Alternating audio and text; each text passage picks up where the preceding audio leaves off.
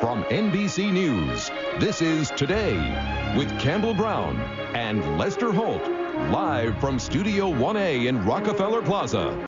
We are about to enter the season of giving, but are Americans in much of a giving mood? I'm not talking about a lavish gift or contribution, just a simple random act of kindness. You're about to find out what happened when we put unsuspecting people to the test.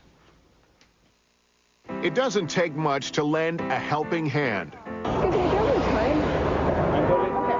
So why does a simple gesture of generosity seem to be too much for some people to handle? Do you know what time it is? Situations creep up all the time where the kindness of a stranger could save the day.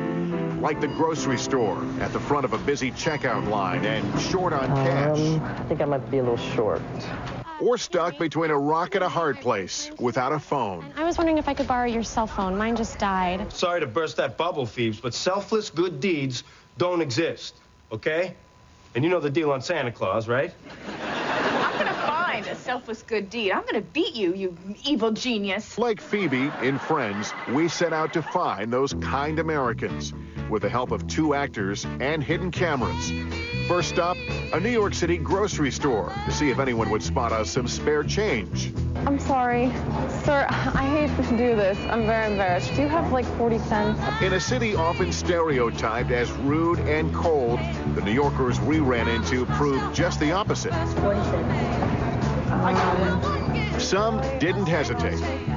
Others jumped into action. I'll give you $1. What made them so willing to help? Keep it nice for somebody else. Because we needed it, and we're all like at that place sometime. Next up, Southern hospitality put to the test outside the new Georgia Aquarium in Atlanta.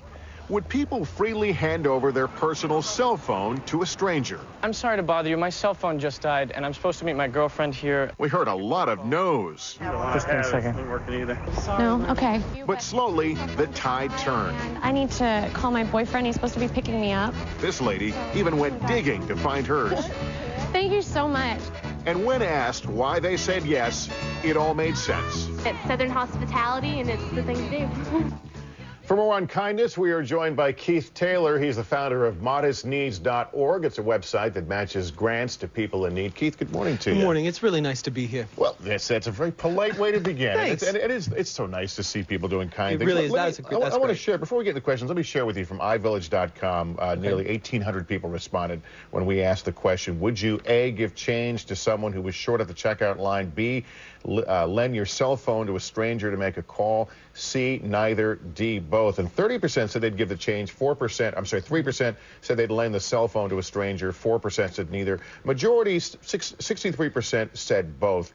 It's an informal survey, but before we talk about the specifics, if given a chance, do people like to be kind? Absolutely, they do. People love to be kind when they have the opportunity to do it. And, you know, what we've learned at modestneeds.org over the past 5 years is that when you give people the opportunity to commit a random act of kindness, they jump at the chance. People are hungry for that. We saw that in the checkout line, the 40 cents. People were like, oh, yeah, I've got 40 cents. Absolutely. Here's $1. Why, in that situation, would they jump for the chance? Well, because the need is so clear and so obvious and so simple. And when you're behind someone in a checkout line who needs a little extra change, you know exactly what you're doing. You can see where the money is going. You can give it right to the cashier. And you've also been there. Oh, yeah. You know what it's happens. like. It's so embarrassing, and you want to step in and help somebody in that situation. There's no question about it. But also, sometimes in these situations, we're automatically doing a scan. Is this a scam? Right. And there's a judgment call made on appearance and everything else. But, you know, in the cashier situation, you can just hand the money directly to the cashier. You know what you paid for. It's very, very simple, and I think that's why we saw such a high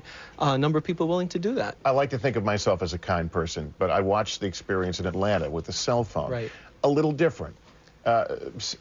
Somehow, you know, I wouldn't readily give my cell phone. I don't know if that makes me a bad person or not. Most people did. Well, you know, I think it's not unusual at all. I mean, the test is very different, right? In the cashier experience, you have a very clear, obvious need. The cell phone need is not so clear. You don't really know if the person needs to use the cell phone for that reason. They can't see why they're being asked to use the cell phone. And so under those circumstances, when there's a little more risk involved, it's a little harder to get people to jump right in with a random act of kindness. But what's really interesting is so many people did that even when then there was a risk, a much greater risk than they had at the checkout. Are we a less trusting society, do you think? I don't think so. I really don't think that's so. That's a cynic's view. Well, I don't think it's a cynic's view. I think that that's just what we see. You know, in reality, the time that I've spent working with modest needs, I mean, we have never had so much kindness as I've seen over the last 5 years. You guys are doing great work. Oh man, it's good stuff. Keith, thanks so much for being on. It was very kind of you to be here. Oh, thank you. It was a pleasure. Thank you so much. Have a good holiday. We'd also like to thank the actors from NYU's Tisch School of the Arts and Emory University, along with the folks at D'Agostino's and the Georgia Aquarium for their help as well.